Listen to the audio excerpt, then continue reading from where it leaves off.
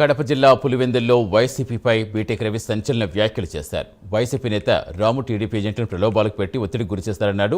TDP కార్యకర్తలు వేల్పుల రాము కులం పేరుతో దూషించారని ఆరోపించారు.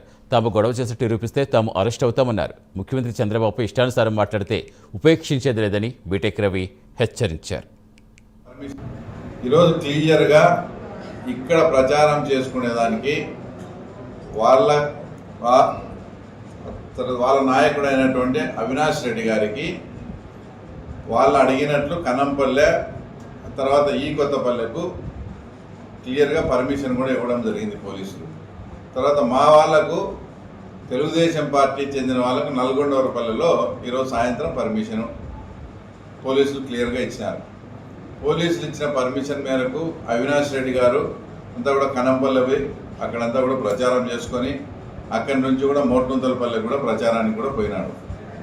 ఇక్కడ తర్వాత వాళ్ళ ఆ రకంగా అక్కడ ప్రచారం చేస్తూ ఉంటే ఇక్కడే కొందరు వేల్పుల రామలింగారెడ్డి కావచ్చు, ఈరోజు ఎవరికైతే ఏందో ఆడ స్టేట్మెంట్ ఇచ్చిన అతను కానీ తర్వాత ఎమ్మెల్సీ గారు కానీ వాళ్ళంతా కూడా నల్గొండవరపల్లెకి పోవడం జరిగింది. అది కూడా పోలీసులకు నాలెడ్జ్ లేదు, మాకు ఎవరికి తెలియదు.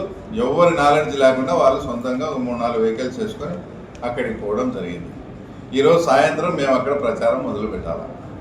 వీళ్ళు పోయి డోర్ టు డోర్ ప్రచారం అని చేసుకోకుండా ఎక్కడైతే మా తెలుగుదేశం పార్టీ వాళ్ళు మాకు సంబంధించిన అనునయులు అక్కడ మాకు ఏజెంట్గా కూర్చునే వాళ్ళ ఇళ్ళ దగ్గరికి పోయి అక్కడ ఒత్తిడి చేయడం స్టార్ట్ చేయడం జరిగింది.